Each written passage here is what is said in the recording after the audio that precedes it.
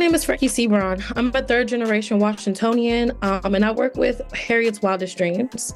We are a Black abolitionist community defense hub who strive to fight for all Black lives at risk of state-sanctioned violence. And really, when we talk about transformation, what we're trying to do here is build transformational and not transactional relationships. I am a teacher by trade, and over the course of the pandemics, the multiple pandemics that were happening, I realized that I needed to tackle some of these issues at a more systemic level. And that's what really brought me to community work. I went into the community and I never left. Where I've seen transformation happen the most blatantly is every time we walk into a courtroom, anytime we show up. Court watching is mutual aid.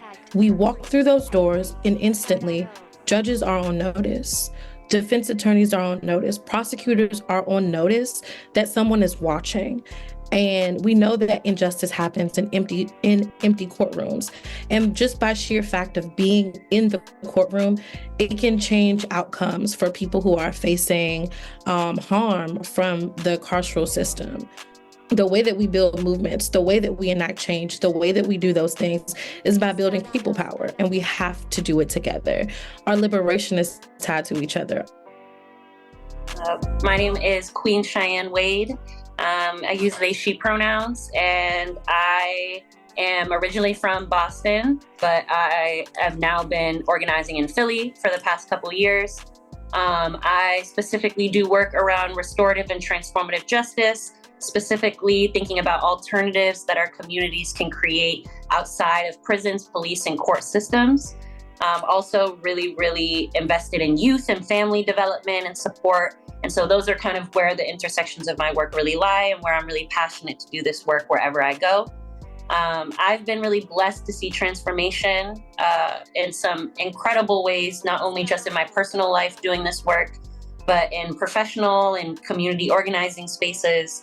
My full-time job is at the Youth Art and Self-Empowerment Project with a program called Healing Futures, which is Philadelphia's first youth diversion restorative justice program.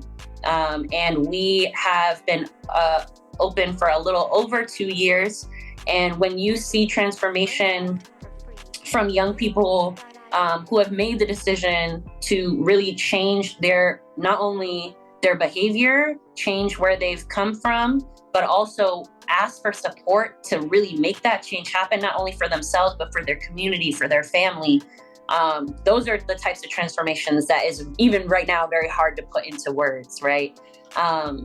Without, giving specific examples, but I feel like there are so many countless examples of parents who show up for their young people who show up for other young people who have caused harm for each other, and the deep transformation that can come from a really good apology, I think is something that I've really learned doing my work at Healing Futures and just doing restorative and transformative justice work in general.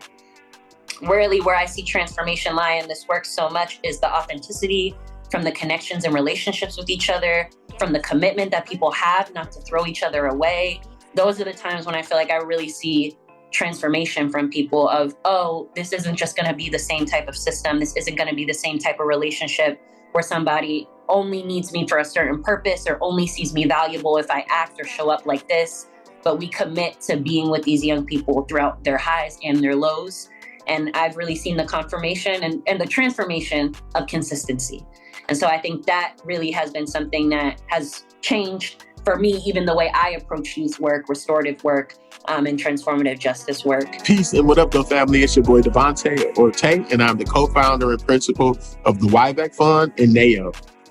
The Young Voices Action Collective, or the WEBINAR Fund, is a national Black youth-led coalition of organizers and young people from cities across the country, like Pittsburgh, Detroit, and Huntsville, Alabama, fighting for and supporting other young people of color to make sure that they have access to basic needs while ensuring they have a platform to also create the change that they want to see. Young people, one of the biggest pieces of transformation that I see is young people's ability to still dream, scheme, and conspire, even while they're surrounded by capitalism that is fueled by white supremacy and forces us to have experiences to navigate poverty. I believe that young people's ability to still dream, scheme, and conspire against the status quo and go to the dream plane and materialize those dreams into instructions to have impact that is so precise, like, you know, millions of dollars lost to Starbucks, or pushing elected officials to call for a ceasefire in Gaza. The impact of young people's ability to dream goes beyond words. Another big piece of transformation that I see is young people and elders' ability to have aspirations that are not connected to the struggle that we're facing, to have aspirations that are not connected to our that are not connected to systemic oppression, to have aspirations to have conversations at Highlander in a round circle and in rocking chairs, and talk about what does this work look like, or what would you do if this work didn't happen, if this work didn't exist, if these issues didn't exist, and having conversations like that to replant the seed, reinvigorate the fire that we have to really press and hold institutions accountable is the biggest pieces of transformation.